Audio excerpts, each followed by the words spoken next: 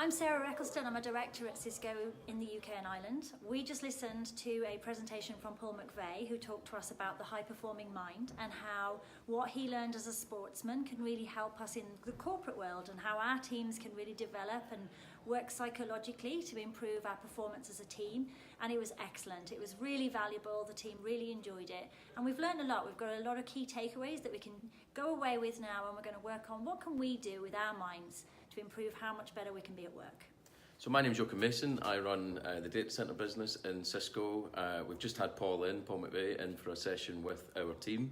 We've gathered them here off-site in the New Forest as it is, so slightly off-piste. He's willing to travel.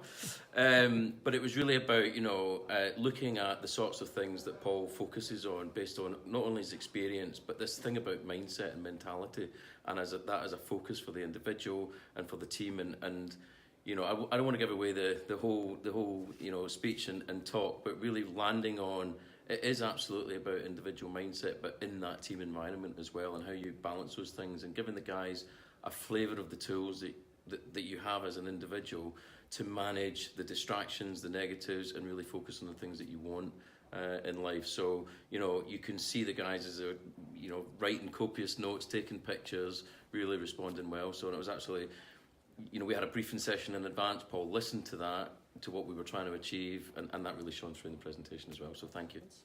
I don't think this is something that our teams would have thought about before. They think about, what we've got to do practically, what we've got to learn technically, but we don't go to work and think, okay, what about psychologically today? What should I be doing in my mind? What should I be thinking or feeling differently to make sure that I'm a top performer today? And we never give that any thought. And the presentation from Paul really helped us to put that top of mind and think about those things in a way that we normally wouldn't bother to do.